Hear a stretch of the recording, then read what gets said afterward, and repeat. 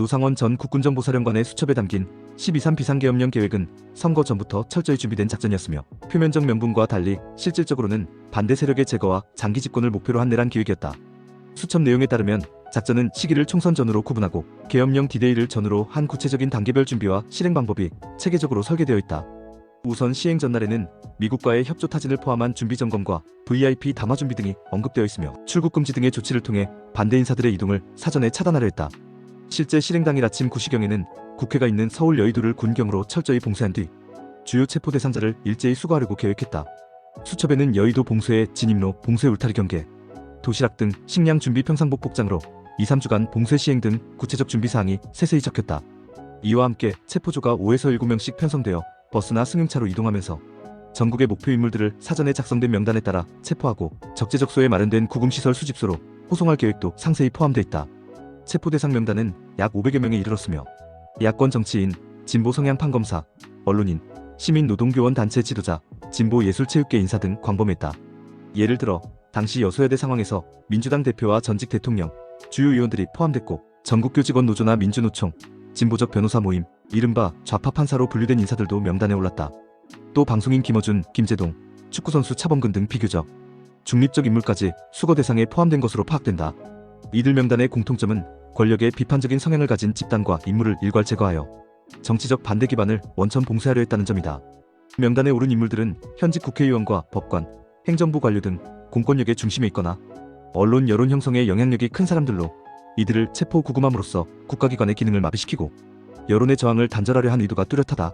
수첩에는 이들을 무차별적으로 구금한 뒤 특별수사본부와 재판소에서 사형 또는 무기징역에 처하도록 한다는 내용까지 담겨 있었는데 이는 체포 대상을 완전히 제거하고 공포를 조성하려는 계획임을 보여준다. 헌법 개정과 장기 집권 준비 역시 계획의 핵심이었다. 수첩에는 계엄령 행사 직후 헌법 개정, 재선에서 3선이라는 구절과 함께 중국 러시아식 선거제도 영국, 국회의원 수 조정, 선거구와 선거권 조정 등의 구체 방안이 언급되어 있다. 이를 토대로 계엄 기간 중 새로 구성될 비상입법기구를 통해 국회를 무력화하고 대통령 임기 제한을 폐지하여 재선 3선 연임을 법제화하려 했다. 또한 국가안전관리법 제정 등의 문구가 발견된 것으로 보아 반대 세력을 단죄하기 위한 법적 기반까지 동시에 마련하고자 했다. 지방자치와 선거제도도 예외가 아니었다. 계획에는 군수도지사 등의 선출을 폐지하고 중앙에서 임명하는 방안이 나와 있는데 이는 차기 지방선거마저 무력화하여 지역민주주의를 파괴하려는 시도다. 요컨대 계엄 이후 정계와 법제도 전반을 재편해 정권 유지를 제도적으로 보장하고 민주적 견제 장치를 완전히 없애려 한 것으로 분석된다. 군 지휘체계는 계획대로라면 완전히 재편되었다. 수첩에서는 비상계엄 사령부를 경기도 과천에 새롭게 구성하고 박안수 당시 육군참모총장을 계엄사령관으로 임명하는 안이 적혀있다. 이른바 박씨가 지휘소를 만들고 계룡대에서 체포 인원을 수송 지원하게끔 역할이 분담되어 있었다. 한편 여인영 전 방첩사령관에게는 행사 인원 지정과 수거명부 작성 등의 임무가 주어졌는데 실제로 여 전 사령관은 경찰 국정원에 체포 명단을 전파한 것으로 알려졌다. 이러한 지휘 편제는 합동참모의장 등 기존 군 통수 체계를 사실상 비껴가는 것이다. 나아가 대통령실과 일부 군 고위층 간에 직접 연락이 오가는 비정상적인 지휘 흐름도 드러났다.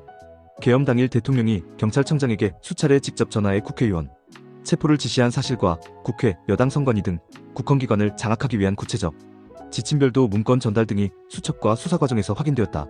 이는 통상적인 명령 계통을 우회하여 군과 경찰을 동원하겠다는 뜻으로 정상적인 군 지휘체계는 사실상 마비되고 일부 공모자들이 만든 은밀한 네트워크가 작동했음을 보여준다.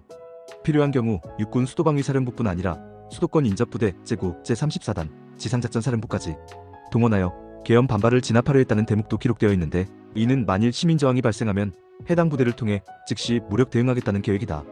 이 계획이 실제로 실행되었더라면 우리 정치, 사회, 헌정 질서는 완전히 붕괴되었을 것이다. 첫째, 국회는 계엄사에 의해 봉쇄 무력화되며 의회 민주주의가 사라진다. 여의도 봉쇄 기간 2-3주 동안 의원들은 구금되고 국회 권한은 사실상 박탈된다. 비상입법기구가 만들어져 정당 활동은 금지되고 계엄군 편성에 동조하지 않는 야당 인사들은 대거 체포된다. 대통령은 계엄령 종료 후에도 개헌을 통해 다선 3선 연임이 가능해지므로 장기 집권이 현실화된다. 행정부와 사법부도 중립성을 상실한다. 법관과 검찰, 경찰 내부에 남아있던 견제 세력은 수뇌부가 교체되거나 해산되고 사법 판결은 모두 체제 수호에 유리하도록 전환된다. 언론과 표현의 자유는 완전히 제약된다. 계획대로라면 민주노총, 전교조 등 야권 시민단체와 좌파, 언론인 문학의 인사들은 적대 세력으로 낙인 찍혀 체포되거나 공공장소에서 배제된다. 광범위한 인권 침해와 감시사회가 도래하여 시민들은 극심한 공포 속에서 생존해야 한다. 사회 혼란은 불가피하다. 일부 시민은 저항을 시도하겠지만 동원된 군부대는 무자비하게 진압할 것이다. 주말마다 시위를 벌이거나 비판적 여론을 형성했던 세력은 체포되거나 압박당하고 거리에는 병력과 장갑차가 돌아다닐 수 있다. 긴급조치가 일반화되고 계엄령은 사실상의 영구 상태가 될 것이므로 평시 헌법이 보장하는 기본권은 모두 유린된다. 국가체제 측면에서도 내란 직후부터 큰 변화가 예상된다. 계엄 후 개정될 헌법은 대통령의 권한을 비대하게 확대하고 선거를 통제하게 되므로 기존 5년 단임제는 명목상 남겨두더라도 실질적으로는 무의미해진다.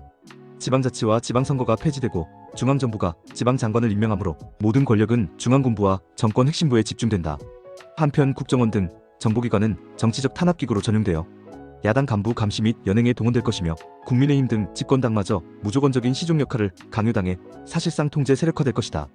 국제적으로는 민주주의, 인권 탄압 행위에 대한 강력한 비난과 제재가 뒤따를 것이다.